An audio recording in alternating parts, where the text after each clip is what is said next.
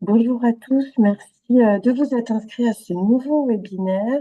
Nous allons prendre le temps aujourd'hui de parler précisément sur vos conditions pour échanger en toute sécurité sur les données de santé. Et nous accueillons avec plaisir Sarah Lecaire, présente pour nous faire toute l'explication sur le partage des données. Marie Rocheteau aussi, qui est médecin généraliste et membre d'une ESP CLAP, sera présente aussi et pourra témoigner de la mise en place de messagerie au sein de son équipe. Merci Marie aussi d'avoir pu vous rendre disponible aujourd'hui. On commence par donc la communication sur les données de santé, la messagerie sécurisée en santé, les messageries instantanées, bien sûr. Merci à vous pour l'invitation. En effet, moi, je suis présente aujourd'hui pour pouvoir vous présenter notamment la messagerie instantanée Globule et puis avant ça, refaire un point sur les règles qui vont encadrer la communication de l'échange de la donnée de santé. Donc moi, je suis Sarah Lequiré, je suis chef de projet au GCS e-santé Pays de la Loire, qui est une structure qui va accompagner de manière large les projets de numérique en santé en région. Ça fait à peu près 3 ans que je travaille avec les équipes de soins primaires. Et aujourd'hui, il y a une quarantaine d'ESP qui sont sur la solution Globule. Donc, l'idée, là, c'est de se dire que globalement, dans vos pratiques, aujourd'hui, vous avez tous été confrontés à la situation de devoir vous coordonner sur des outils, on va dire, grand public, WhatsApp, des textos, du Gmail, voilà, sur des outils qui sont pas sécurisés et donc pour lesquels vous prenez des risques d'exposition des données des patients et puis des risques pour vous aussi en tant que professionnel. Donc là, l'objectif, ça va vraiment être de pouvoir vous présenter une solution de messagerie instantanée avec laquelle vous allez pouvoir vous échanger des messages, prendre des photos éventuellement au domicile de plaies ou d'ordonnances, d'échanger sur les traitements, les constantes de vos patients. Et l'idée, c'est d'avoir un outil simple comme WhatsApp, mais sécurisé. Donc, si ça vous va, avant qu'on démarre sur Globule, je vais vous partager un support pour qu'on parle un peu plus du cadre juridique, notamment qui entoure la communication autour des données de santé. Donc, globalement, quand on parle de données de santé, on a tendance à associer la donnée de santé à une pathologie. Une pathologie, c'est pas simplement la pathologie, ça va vraiment être relatif à tout ce qui est autour du soin. Donc, une prestation de soins, c'est aussi une donnée de santé. Des informations sur les antécédents médicaux, sur les traitements, sur l'état physiologique du patient. C'est vraiment une donnée qui est assez large.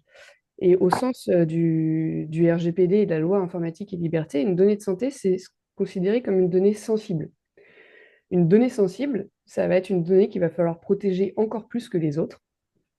Alors, l'idée, c'est pas de créer un climat très anxiogène pour démarrer ce webinaire, mais globalement, il faut vous dire que vous, c'est votre quotidien de traiter de la donnée de santé, mais vous traitez une des données qui coûte le plus cher sur ce qu'on appelle le dark web. Donc, vous êtes vraiment, vous faites partie des sites prioritaires des hackers pour pouvoir venir récupérer ces données-là. Pour vous donner une image, des données de santé coûtent souvent plus cher que des données bancaires. Donc la CNIL multiplie énormément les sanctions. Alors, les sanctions, quand il y a des violations de données, ça va être des sanctions financières, mais ça va être aussi des sanctions qui sont qualifiées de publiques, où en gros, il y a un affichage public de la violation de données pour jouer sur l'aspect réputation des personnes. En dehors de ça, il y a des principes de réalité qui est que vous, aujourd'hui, vous avez besoin de faire de votre métier et de vous coordonner. Juste quand on parle de sécuriser des données de santé, de pouvoir échanger de manière sécurisée, c'est communiquer avec des solutions qui ont un hébergeur de données de santé. C'est au minimum ça qui est réglementaire pour pouvoir communiquer de la donnée de santé. Quand on envoie un mail en Gmail, il faut vous dire que c'est l'équivalent d'envoyer une carte postale sans enveloppe par la poste. N'importe qui d'un petit peu habile peut voir le contenu du mail. En termes d'exposition, ça donne ça. Et alors, c'est pareil, parfois, je pense que vous avez tous été amenés à utiliser du WhatsApp ou des textos en voulant un peu protéger vos patients. Vous cherchez à anonymiser en mettant, par exemple, les initiales du patient. En fait, ça ne suffit pas pour protéger des données. Ça peut être même avec des initiales. À partir du moment où on a le contenu du message avec il ou elle, on connaît le sexe. En fonction des pathologies et de comment on échange, on peut avoir une idée de l'âge. Donc pour certains patients, ça peut rester facile de les identifier. Bon, voilà, tout ça pour vous dire que on sait que vous êtes dans une réalité de terrain où vous avez besoin de communiquer rapidement, mais que la protection des données, c'est pas pour rien qu'il y a tout ce cadre autour de la communication des données de santé. Donc la règle prioritaire à avoir, c'est de pouvoir avoir une messagerie sécurisée de santé, une MS santé. Ça, c'est vraiment obligatoire pour vous. Les MS santé, vous allez vous repérer par la terminaison de l'adresse. Donc c'est tout ce qui va se finir en mssanté.fr ou en mssanté.apicrypt.org. Apicrypt, je pense que vous en avez tous entendu parler et peut-être certains d'entre vous l'utilisent. Les adresses Apicrypt, c'est à prendre avec précaution. Il existe deux versions des adresses MS Santé Apicrypt. La V1, qui est ici, n'est pas compatible avec les autres messageries MS Santé. Si vous voulez être compatible et échanger de manière sécurisée, il va falloir passer sur ce qu'on appelle la Apicrypt V2, qui, elle, peut parler avec toutes les messageries sécurisées de santé, MS Santé.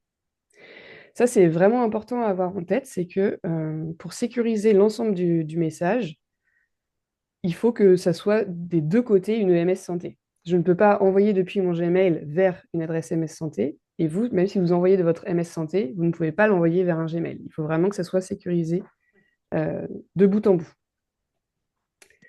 Je sais que vous avez très souvent des gros sujets quand même avec les hôpitaux qui ne vous mettent pas toujours à disposition des adresses de messagerie sécurisées. Quand vous voyez les fins d'adresse avec par exemple, chu-nantes.fr, c'est pareil, hein, ce ne sont pas des adresses sécurisées pour communiquer avec les professionnels du CHU. Donc là, ce qu'il va falloir faire dans un premier temps, c'est voir si vous avez déjà tous une adresse, une messagerie sécurisée de santé. Si vous n'en avez pas, il y a plein de solutions qui en font. Je pense que vous devez connaître Mailiz. Nous-mêmes, côté GCS e-santé, on peut vous en mettre une à disposition. Mais c'est important de faire ça. Et je pense que souvent, je vais plutôt parler aux médecins. Eux, leur difficulté, c'est pas qu'ils n'en ont pas, c'est qu'ils en ont souvent trop. Donc là, ça peut être intéressant de faire du tri pour n'en garder qu'une seule et pouvoir bien communiquer et être identifié avec cette adresse-là. Qui peut avoir une messagerie sécurisée de santé? Ça va être tous les professionnels de santé qui ont un numéro RPPS, qui ont aussi un numéro ADELI. Et aujourd'hui, ça va être aussi des professions qui viennent du médico-social et du social. Il existe un nouveau numéro qui s'appelle le RPPS+, qui va permettre à des professions qui, avant, ne pouvaient pas avoir de messagerie sécurisée de santé, de pouvoir en avoir et échanger avec vous sur ces sujets-là. Donc ça, c'est important de le savoir. Il ne faut pas hésiter aussi à leur communiquer cette information-là. Et quelle messagerie sécurisée de santé vous pouvez avoir? Donc, la plus connue, ça va être ce qu'on appelle la boîte aux lettres nominative avec votre nom, votre prénom. Il existe aussi des boîtes aux lettres qu'on appelle organisationnelles. Donc ça peut être, par exemple, déployé à l'échelle de votre secrétariat. Si vous voulez que voilà, il y a une boîte aux lettres au nom de votre secrétariat, mais vous connectez chacun avec un accès nominatif, mais au moins vous donnez qu'une seule adresse pour, par exemple, les patients ou des confrères et des consoeurs. La boîte aux lettres donc organisationnelle, et enfin la boîte aux lettres qu'on appelle applicative. Donc là, vous allez peut-être être un peu moins concerné.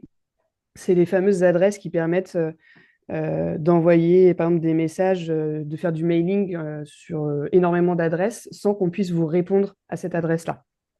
Donc ça, c'est vraiment la priorité numéro 1 pour communiquer de la donnée de santé. C'est bien être sûr d'avoir une adresse MS Santé active.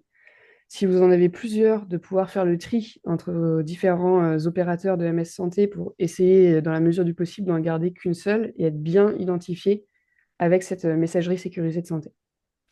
Vous avez des questions? Quand vous dites faire le tri, moi j'ai l'impression que j'ai rien créé, qu'on a créé pour moi et j'ai Ouais. reçu plein de choses. Oui, je pense que vous avez parfois des adresses qui sont créées un petit peu en automatique entre les ordres, les unions, etc. Alors là, même si vous n'avez pas eu la sensation d'être à l'origine de la création, il ne faut pas hésiter à retourner vers eux pour qu'eux puissent arrêter cette messagerie-là. Si vous ne l'utilisez pas, vous n'avez aucun intérêt. Il faudra vérifier le contenu, être sûr que éventuellement le contenu qui est dans cette boîte aux lettres-là vous puissiez l'avoir dans la boîte aux lettres que vous allez garder pour ne pas perdre des informations importantes. Mais en tout cas, n'hésitez pas à vous retourner vers l'opérateur de cette MS Santé-là pour dire moi, je ne veux plus de cette adresse. Donc voilà, règle numéro 1, on a tous notre MS Santé pour échanger de manière sécurisée. Ensuite, pour vous, vous êtes en équipe de soins primaires, donc c'est sûr que vous êtes des professionnels qui allez énormément devoir vous coordonner. La MS Santé a un avantage d'être sécurisé, mais ça reste un mail, donc on est sous un format qui est asynchrone, qui ne vous permet pas vraiment de pouvoir faire du chat en direct avec une équipe de prise en charge. Donc là, l'intérêt des messageries instantanées, ça va vraiment être ça. Ça va être de pouvoir, de manière simple et sécurisée, centraliser les échanges sur un même endroit pour vous faire un peu gagner du temps dans votre pratique et faciliter la coopération en pluripro. C'est vraiment l'idée et d'avoir un aspect voilà, complètement synchrone de rapidité et de fluidité des échanges. Donc l'idée là, c'est quand même de pouvoir vous faire gagner du temps de soin en ayant une solution qui va pouvoir vous limiter pour vous l'interruption de tâches. C'est-à-dire que bah, vous avez un message dans votre messagerie instantanée. Souvent, vous avez une notification qui va vous prévenir qu'il y a un message. Voilà, vous allez le consulter, ce message-là, et y répondre quand vous le souhaitez. Ce n'est pas comme un coup de téléphone qui pourrait venir éventuellement déranger pendant une consultation ou une visite à domicile. Et bah, bien sûr, vous êtes sur des solutions aussi qui sont qualifiées de certifiés HDS, hébergeurs de données de santé, pour lesquels, du coup, vous n'exposez pas les données de vos patients. Souvent, ces messageries instantanées-là ont la possibilité de prendre des photos depuis l'application, ce qui permet aussi que même les photos de plaies au domicile ne sont pas stockées dans votre propre galerie photo personnelle. Elles sont stockées dans l'application de messagerie instantanée. Donc l'idée pour vous, ça va vraiment de pouvoir communiquer, partager vos documents, retrouver les professionnels qui participent à la prise en charge de ce patient-là, et puis de pouvoir faire surtout de l'utiliser et au domicile du patient et en cabinet avec des applications mobiles. Ce que je vous propose peut-être, c'est qu'on puisse échanger avec le docteur Rocheteau qui, elle, a pu expérimenter ça avec une messagerie instantanée. Avant de laisser la parole, les messageries instantanées, elles sont vraiment très, très nombreuses hein, sur le marché. Il y a beaucoup d'industriels qui en proposent. Je pense que vous en connaissez la plupart. Là, aujourd'hui, par la suite, l'idée va être de vous présenter la solution Globule, mais elles sont très nombreuses à exister et aussi sur des versions sécurisées. Écoutez, je vous propose de laisser la parole au docteur Rocheteau. Merci de me laisser la parole. Bonjour à tous. Nous, effectivement, au sein de notre OSP Clap, on utilise une messagerie instantanée depuis, ça doit faire à peu près 6 mois. Et ça a complètement transformé notre communication et nos échanges au sein de l'équipe. Et c'est vraiment formidable et on ne reviendrait plus en arrière. On l'utilise notamment, nous, avec les infirmières pour des envois d'ordonnances. Quand on veut s'informer rapidement auprès d'un patient, elles sont en visite au lit du patient et il y a un problème, une souci constante ou autre, hop, elles nous envoient un message. C'est vraiment rapide, elles peuvent nous envoyer des photos et nous, on peut répondre plus ou moins rapidement, mais on choisit notre réponse qui peut se faire quand on est en consultation avec un autre patient, le temps qu'il se déshabille, hop, on répond tout de suite au message. Vraiment, on choisit. On communique aussi avec la messagerie instantanée avec nos pharmaciens qui sont aussi dans notre équipe de SP Clap. Ça nous permet de leur envoyer des ordonnances de patients, notamment qui ne sont pas en capacité de se déplacer à la pharmacie, notamment des patients âgés que nous voyons en visite à domicile. Ça nous permet aussi d'échanger quand le patient est au comptoir de la pharmacie et qu'il y a des problèmes de rupture d'approvisionnement de médicaments, parce qu'il y en a de plus en plus, c'est des messages intempestifs. Bah, du coup, il nous envoie par ce WhatsApp, par cette messagerie, par ce canal. Et du coup, ça nous permet de répondre vraiment très rapidement. Quand ils ont besoin aussi de nous donner des informations ou ils ont une inquiétude ou une question vis-à-vis d'un patient qu'ils ont en phase 2. Nous, on l'utilise aussi entre nous au sein du cabinet avec les médecins et notre secrétaire. C'est pareil, ça nous permet de répondre très, très rapidement. Quand on a une question, qu'on veut envoyer un message à la secrétaire, on lui dit bah, prendre un rendez-vous pour un tel à tel endroit. Enfin, voilà. On n'a pas besoin de prendre le téléphone, on le fait en même temps et on n'est pas interrompu pendant la consultation. Nous, vraiment, du coup, ça nous a diminué la charge mentale mais de façon vraiment majeure. Pas d'interruption de tâches pendant les consultations et donc pas de coup de téléphone. Et alors ça, c'est formidable. Les infirmières, elles ne viennent plus sans arrêt non plus au comptoir de la secrétaire pour demander des ordonnances, récupérer des papiers. Voilà, vraiment, ça a facilité nos échanges. Beaucoup moins de demandes non plus intempestives ou injustifiées. Donc vraiment, nous, c'est formidable. On est vraiment super contents. Et on utilise aussi la messagerie MS Santé au sein de notre SP-CLAP quand, par exemple, les infirmières ou les pharmaciens vaccinent des patients. Et du coup, comme ils envoient sur le DMP la traçabilité de la vaccination, nous, on n'a pas l'information parce qu'il faudrait aller se connecter sur le DMP. Du coup, on a vu ça ensemble au sein de l'ESP-CLAP qui nous envoie par MS Santé la personne qu'ils ont vaccinée, le numéro de lot, et nous, ça nous permet après de l'intégrer dans le dossier du patient dans notre logiciel métier, comme n'importe quel courrier ou bilan biologique, et on a la traçabilité. Merci Merci. beaucoup. Est-ce que certains d'entre vous ont des questions à poser directement à Dr Rocheteau? Infirmière libérale. Alors, je trouve qu'effectivement, les usages décrits sont très intéressants et on l'utilise pour ça.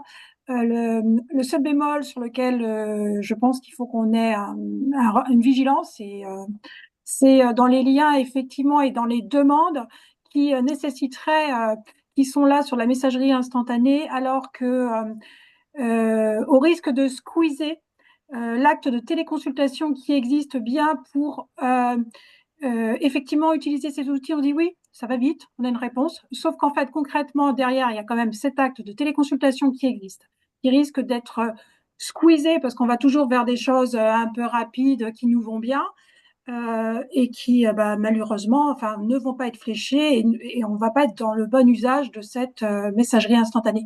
Et ça, c'est vraiment quelque chose sur lequel il faut qu'on ait qu'on soit d'une grande vigilance.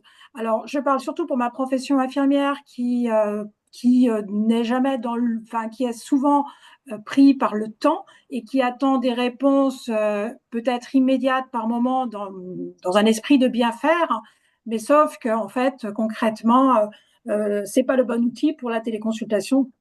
En fait, nous, on a cadré au sein de notre équipe, on a cadré pour les demandes. Je pense qu'il faut C'est ça, aussi, voilà, c'est ça. de quel Travailler type de sur une demandes charte. doivent être en téléconsultation, en téléexpertise, et qu'est-ce qui peuvent se justifier du WhatsApp sécurisé, en fait. Voilà, très bien. Et C'est ça, bien d'avoir c'est travaillé cette charte antérieurement. exactement, tout à fait. Et alors que ce soit sur ces sujets-là ou en effet se dire aussi au sein de l'équipe l'utilisation qu'on va faire de la messagerie instantanée, c'est sûr que je pense que ça peut être une bonne réflexion à avoir en amont du déploiement d'un outil comme ça, de se dire là on le déploie, est-ce qu'on se donne aussi quelques cas pour lesquels c'est une solution qui va nous être utile et sur qu'est-ce qu'on va échanger vraiment dessus. Je crois qu'il y avait une autre question. Je me posais la question, est-ce que tout le monde, toute l'équipe est destinataire de tous les messages? Non, vous choisissez en fait à qui vous envoyez. Vous pouvez par exemple créer un cas patient et vous incorporer les différents professionnels, mais vous pouvez choisir avec un seul professionnel par exemple ou un médecin. En fait, vous avez toute votre liste de contacts et vous choisissez en fait qui vous incorporez. D'accord. Ça peut être sur une situation donnée ou un échange particulier. Ok, donc juste là pour vous, donc là on va commencer à vous parler de Globule, hein, qui est la solution qui pour vous vous est mise à disposition gratuitement. Donc, c'est dans le cadre du partenariat que le GCS e-santé a avec le SP-CLAP. On vous met à disposition cette solution-là avec des financements de l'ARS. Pour information, c'est normalement une solution qui coûte 12 euros par mois par utilisateur. Donc là, il n'y a pas de souci, hein. Si par exemple vous êtes intéressé pour vous lancer dans cette aventure-là, bah, c'est simplement qu'avec l'accompagnement du GCS, on va revenir vers vous, on va vous créer les comptes et puis il y aura des collègues à moi qui vont être là pour pouvoir réaliser des formations si vous en avez besoin. Alors l'intérêt de Globule, c'est que c'est une solution qu'on appelle clé en main, c'est-à-dire qu'il n'y a pas du tout de paramétrage spécifique à mettre en œuvre. C'est vraiment, on vous crée le compte et puis vous commencez tout de suite à vous coordonner avec le journal. Donc, c'est une solution qu'on déploie énormément au sein des ESP et de manière plus large auprès des libéraux et en CPTS. C'est aussi une solution qu'on commence à déployer sur des structures sanitaires, médico-sociales et sociales, puisque dans l'application, il va y avoir des niveaux de confidentialité sur lesquels vous pouvez jouer. Donc, c'est aussi une solution avec laquelle vous pouvez vous coordonner avec d'autres partenaires au besoin. Donc, dans cette solution-là, en fait, vous allez avoir deux moyens pour échanger. Un premier moyen vraiment sur un dossier patient. Donc là, ça va être une conversation sur le nom d'un patient. Et vous allez avoir un journal, pouvoir prendre des photos, etc. Déposer des notes, scanner des documents. Vous allez pouvoir suivre les constantes du patient, éventuellement échanger sur les traitements. Et puis, il existe aussi un deuxième moyen de communication dans Globule. C'est là vraiment un moyen de communication comme ce que vous connaissez sur WhatsApp, c'est-à-dire que vous créez un titre de conversation, vous ajoutez les collègues et là, vous échangez. Donc, vous avez vraiment ces deux possibilités-là. Une possibilité, je communique sur le dossier d'un patient, le nom d'un patient, et une entrée sur un titre de conversation. Ça peut être, par exemple, l'organisation de votre prochaine soirée au sein de l'ESP Clap, ou ça peut être une conversation dédiée rupture de stock médicamenteuse entre la pharmacie, le médecin et les infirmières. Vous en faites ce que vous voulez, mais vous avez les deux possibilités. Donc, comme je vous le disais, c'est vraiment une solution qu'on commence à déployer aussi vers d'autres structures que la ville. Donc, n'hésitez pas, hein, s'il y a des moments où vous avez un sujet de pouvoir échanger de manière sécurisée et rapide avec, par exemple, des EHPAD. Ça peut être avec l'IDEC de l'EHPAD ou le médecin co de l'EHPAD. On a des projets aussi en sortie d'hospitalisation avec le sanitaire. Et avec des réseaux de services d'aide à la personne. Et là, on a de plus en plus de demandes entre la ville et puis l'HAD, le CLIC, les SIAD. Je pense que c'est bien de le tester dans un premier temps vraiment à l'échelle de l'ESP, mais en tout cas, pensez-y, c'est une solution aussi qui peut vous permettre de communiquer rapidement avec vos partenaires. Ce que je vous propose, si ça vous va, c'est que je vais vous faire la démo de la solution. Ça sera peut-être le plus simple. L'application mobile Globule, c'est une solution avec laquelle vous allez pouvoir vous connecter avec un code PIN. Donc, ce n'est pas un identifiant, un mot de passe à 12 caractères avec des caractères spéciaux qui sont modifiés tous les 3 mois. Là, on arrive sur ce que je vous disais, on est sur la partie dossier. Donc, on est vraiment par l'entrée du nom de patient. Je vais rentrer dans un dossier après pour vous le présenter plus en détail. Mais vous avez aussi la possibilité de passer par l'onglet Conversation, où là, si je clique sur la conversation, je vais pouvoir créer des titres de conversation sur les sujets que je souhaite. Donc voilà, trésorerie de la CPTS, on souhaite échanger parce qu'on est en train de rédiger un protocole, ou alors j'ai juste besoin de faire du chat avec ma collègue, elle et moi dans une conversation. Voilà. Donc vous avez vraiment les deux possibilités. Si je rentre sur la partie dossier, un dossier va toujours se présenter de la même manière. Donc là, je vais aller voir Madame Bernardin. On va retrouver son profil. Dans son profil, quand vous allez créer un nom de dossier, ce qui est obligatoire, c'est les 5 traits d'identité obligatoires dans n'importe quel logiciel qui traite de données de santé que sont nom, prénom, date de naissance, sexe de naissance et commune de naissance. Et après, tout le reste, tout ce que vous voyez là, c'est du facultatif. C'est vraiment, si vous avez besoin de mettre des informations en plus, vous pouvez. Ils ont essayé de vous faire des choses un peu facilitantes. Par exemple, si j'ai mis l'adresse et je clique sur l'adresse, je fais du domicile, bah, ça va me permettre d'ouvrir directement Waze ou Maps. De la même manière, si je clique sur le téléphone, je vais pouvoir appeler. Je vais pouvoir indiquer l'entourage de mon patient, s'il y a des contacts et puis les niveaux de priorité à appeler. Et si je le souhaite, je peux aussi mettre les problèmes de santé de mon patient. Encore une fois, tout ça dans la partie profil, c'est facultatif. Une fois que j'ai rempli mes 5 traits d'identité obligatoires, je peux avoir créé le dossier comme ça. N'importe qui à la main hein, pour créer un dossier patient. Dans la partie intervenant, c'est là où je vais aller venir ajouter mes collègues. Donc pour ajouter mes collègues, je peux ajouter soit le médecin par son nom, je vais le rechercher par son nom, soit je peux ajouter une structure. Donc ça, par exemple, ça va vous permettre, je pense notamment aux infirmières qui peuvent être 4-5 dans un même cabinet, plutôt que de venir ajouter les 4-5 infirmières à la main, je vais aller récupérer le cabinet et les 5 seront ajoutés automatiquement dans la conversation. J'ai mon profil, j'ai ajouté les collègues dans la conversation. Après, le cœur de l'application, c'est le journal que vous voyez juste en dessous. Et c'est par là que je vais pouvoir venir échanger du texte, échanger des photos, échanger des ordonnances, etc. Voilà, c'est vraiment pas plus compliqué que ça, hein. C'est vraiment un système de WhatsApp. Et vous avez bien sûr la possibilité de prendre la photo, et on vous incite à faire ça directement. Cliquez ici sur prendre la photo, hein. Comme ça, la photo est prise depuis l'application Globule et ce n'est pas stocké dans votre galerie à vous. Donc là, c'est un fil de conversation. L'éditeur vous a mis ensuite un onglet ici qu'on appelle Documents. Ça, c'est simplement pour... en fait, ils se sont dit, dans le journal, c'est bien, mais si j'ai besoin d'aller rechercher un document que j'ai déposé dedans il y a 4 mois, ça veut dire que je vais devoir remonter l'ensemble de la conversation pour aller récupérer ce document-là. Donc, si vous avez des choses à mettre, par exemple des comptes rendus d'hospitalisation, des choses comme ça, qui vont vous servir sur la coordination sur le moyen et long terme, vous pouvez aller directement dans les documents. Et là, c'est rangé sous une autre disposition et vous pouvez rechercher par type de document.